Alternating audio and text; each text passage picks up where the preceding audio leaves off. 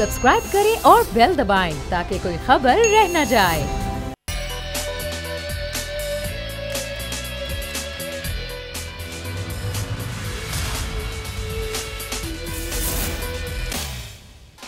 अस्सलामुअलैकुम नाजरीन, आज की ताज़ा खबर के साथ मैं हूं सलमान मिर्जा। नाजरीन, वजीर आज़म इमरान खान ने अब से कुछ देर पहले पेशावर BRT मंसूबे का बाकायदा इफ्तिताह कर दिया। इस मौके पर वजीर आज़म इमरान खान खासे पुरुमीद नजर आए। वजीर आज़म ने एतराफ़ किया कि पेशावर BRT पर मुझे बहुत तहफ़्फ़ुज़ात थे, मगर आज ये मैं कहता हूं कि परवेज़ खटक ठीक थे और मैं गलत था।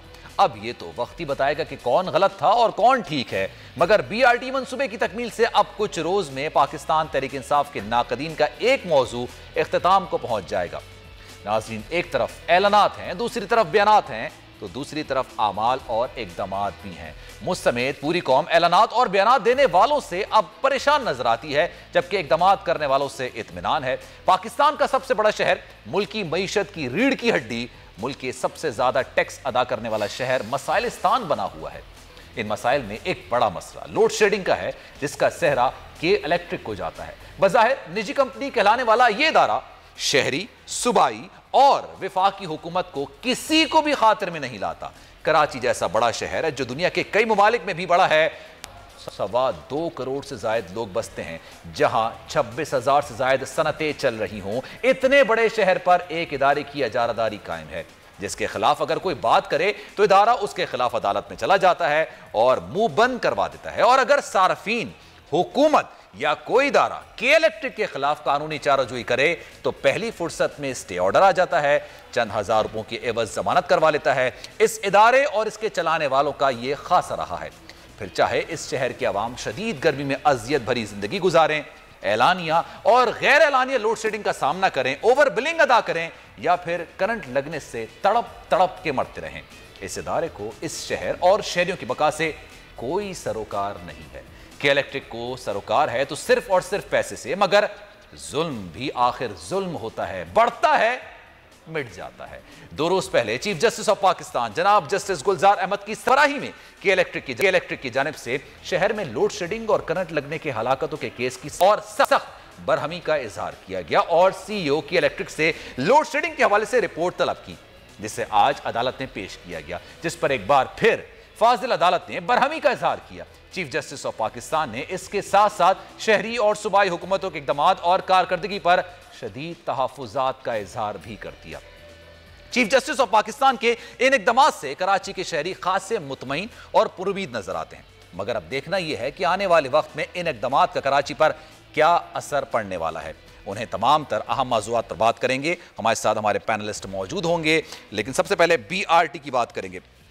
BRT की सबसे पहले बात करेंगे। उमर बशीर इस वक्त हमारे साथ मौजूद है। उमर यासिर इस वक्त हमारे साथ मौजूद हैं, ब्यूरो हेड पेशावर हैं। उनसे पहले तफसीलात ले लेते हैं, क्योंकि आज इफ्तिताह हुआ है और 7 साल बाद अगर सूबाई हुकूमत की कारकर्दगी की बात की जाए तो 7 साल में एक मंसूबा आगाज हुआ है, उसका किस हद तक वो कामयाब रहेगा, क्या मुकम्मल हो चुका है, इस पर मजीद बात करते हैं। उमर यासिर, ये बताइएगा, वजीर आज़म इमरान खान साहब काफी आज खुश नजर आए और उन्होंने कहा कि मैं गलत था, परवेज खटक सही थे। आज इस वक्त ने साबित कर दिया, लेकिन आप वहां पर मौजूद हैं, जमीनी हकायक क्या है? क्या ये जो पूरा मंसूबा है मुकम्मल हो चुका है, ऑपरेशनल हो चुका है?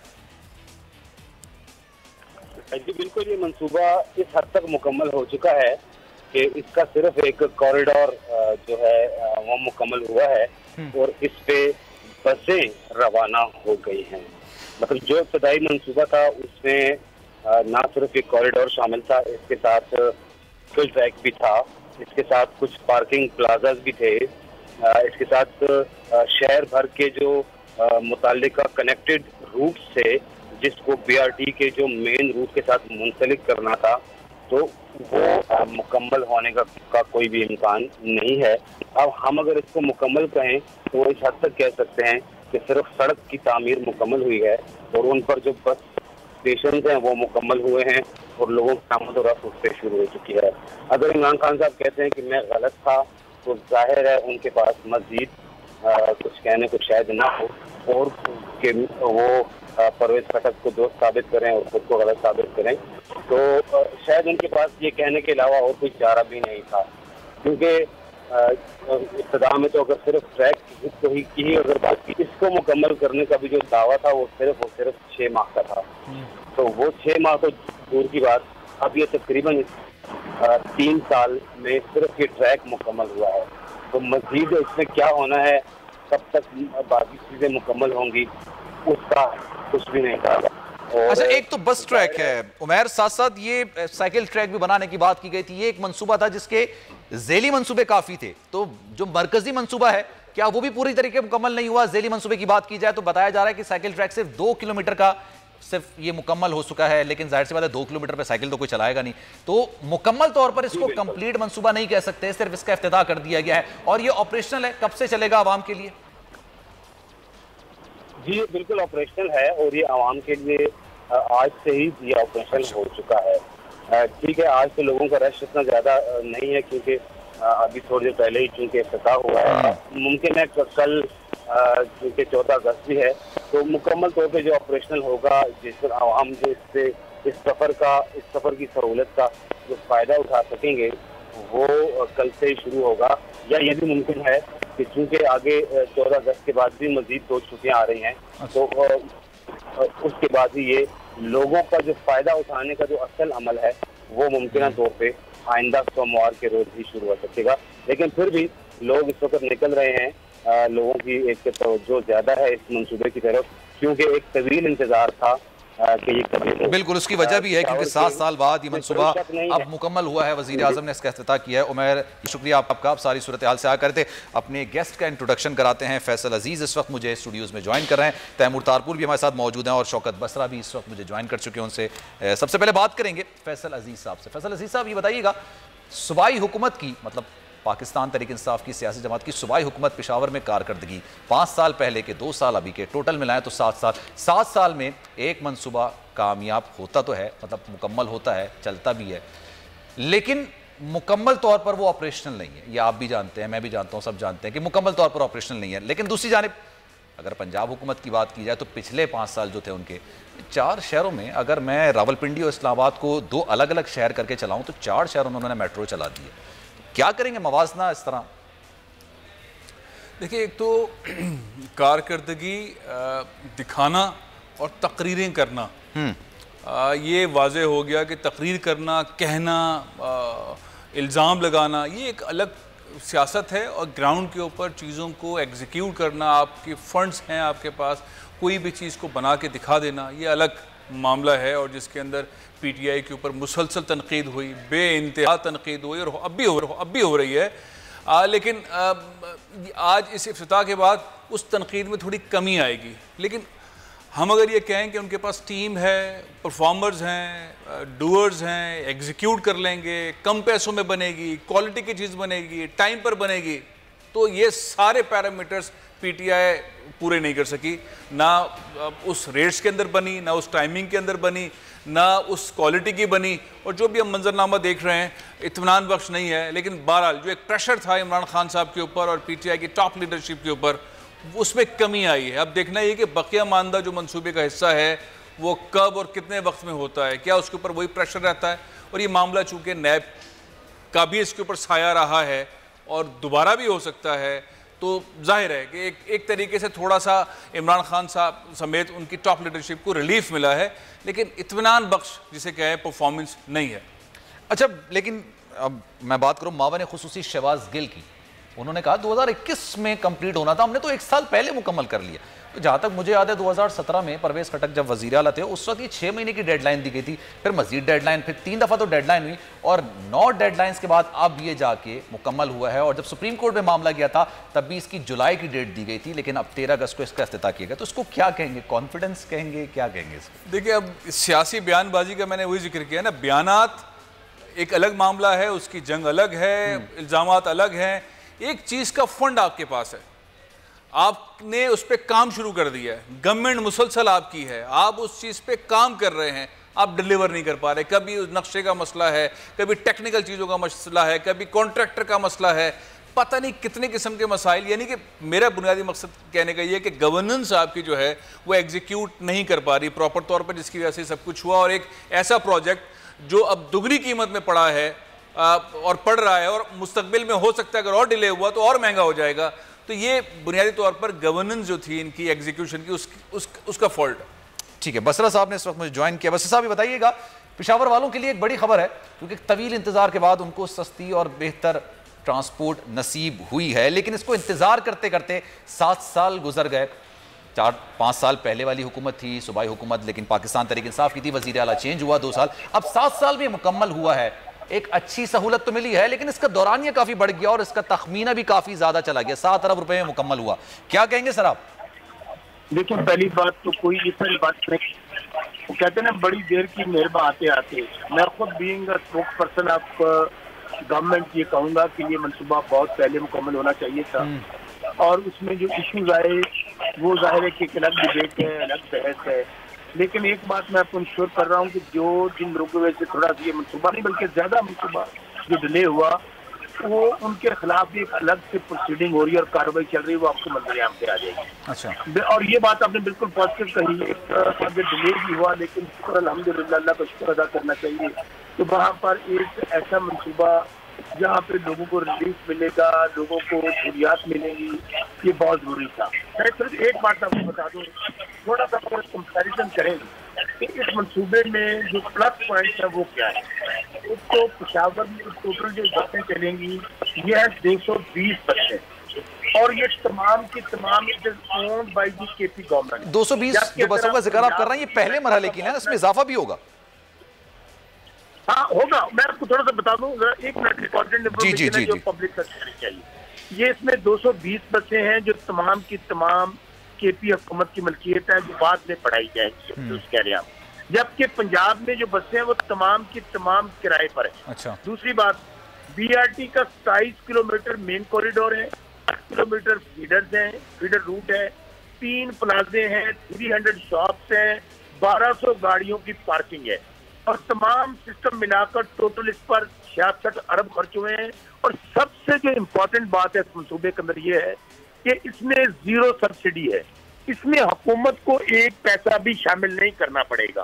अगर आप इसका मुआवजा करें, एक जो हमारी लाहौर वाली मेट्रो है जी, जिसमें 1500 अरब की सब्सिडी है। अच्छा, अब इसके ऊपर आते हैं कि एंड ऑफ द डे ऐसे तमाम मंसूबे अवाम की फलाह बहबूद से हो, उनको गवर्नमेंटों को टेकअप करना चाहिए। और वाकई ये बात दुरुस्त है, इस हवाले से हमारी हुकूमत पर बहुत तनकीद हो रही थी, लेकिन सबसे अहम बात यह है कि आपको पता है कि हमारे जो प्राइम मिनिस्टर हैं इमरान खान, जिनका विजन ये है कि अगर किसी के जहन में ये बात हो कि कुछ करप्शन की वजह से या कुछ अंडर हैंड की वजह से इसको डिले किया गया है, जो लोग भी इसमें इन्वॉल्व होंगे मैं आपको rest assure they will be fixed. लेकिन और उसका मामला बाकायदा गवर्नमेंट ने, आपको पता भी इस बात का नॉलेज में है कि गवर्नमेंट ने टेकअप किया हुआ है।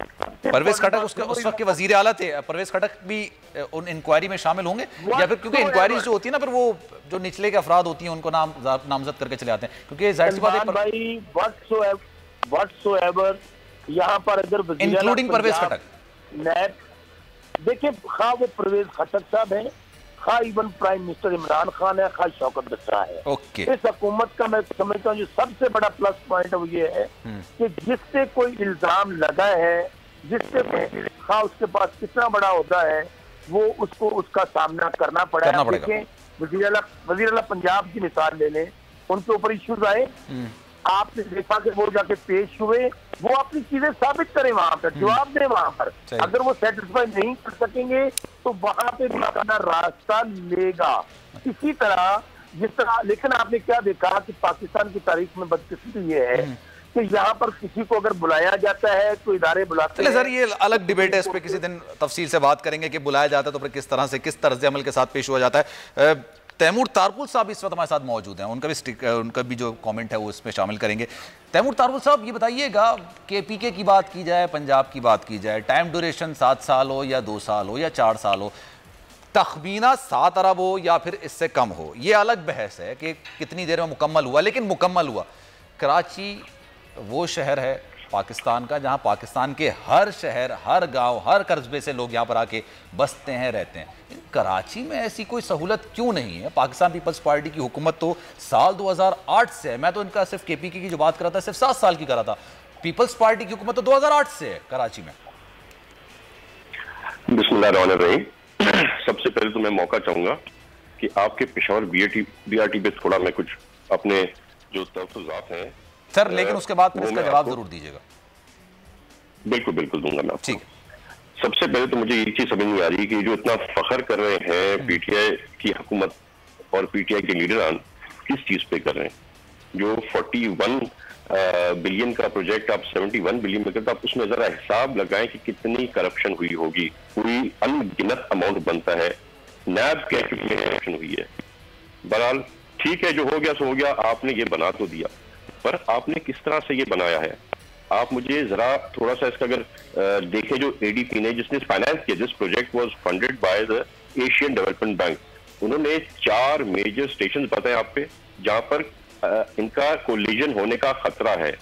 उन्होंने जो फॉल्ट्स निकाले हैं, उन्होंने जो वहां पर इनकी क्वालिटी ऑफ वर्क पे जो तनकीद की है एडीपी ने, उसकी भी जरा बात करें। अच्छा। और उसके साथ साथ आप इस चीज को जरा देखें ना, एडीपी ने कहा कि उन्होंने कहा है कि ये लो क्वालिटी निकला है, इसमें करप्शन हुई है, इसमें गलत कॉन्ट्रैक्टर्स को काम दिया गया है, जो इनकी स्पेसिफिकेशंस थी उस पे उन्होंने अमल नहीं किया। अच्छा। और सबसे जो मेजर चीज मेरे ख्याल से आपको पता नहीं है तो मैं आपको ब्रेकआउट करके बताऊं कि एडीपी ने वार्न कर दिया कि वो फर्दर पेमेंट्स रोक देंगे। They will give no further payments to for this project जब तक के यहाँ पर इसको लाकर और करेक्ट नहीं किया जाता। और अभी तक एडीपी के बकौल के ये जो इनकी प्रैक्टिसेस है उनकी वजह से कोई चीज सुधारने को, चेंज करने को बिल्कुल भी तैयार नहीं है।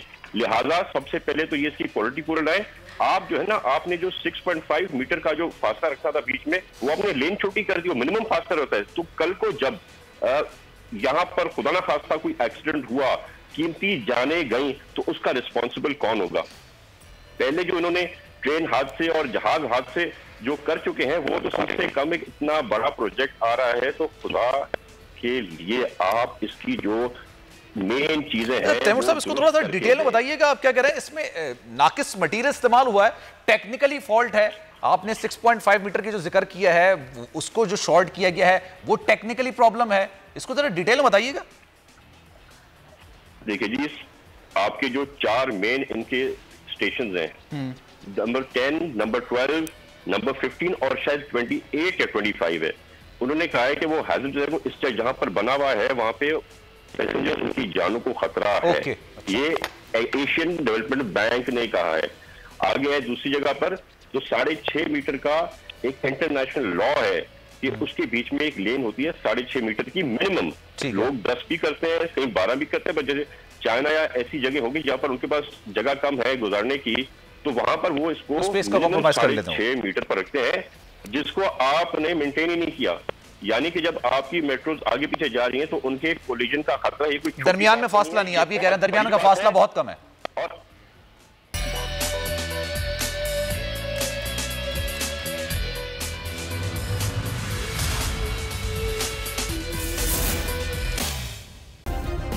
सब्सक्राइब करें और बेल दबाएं ताकि कोई खबर रह न जाए।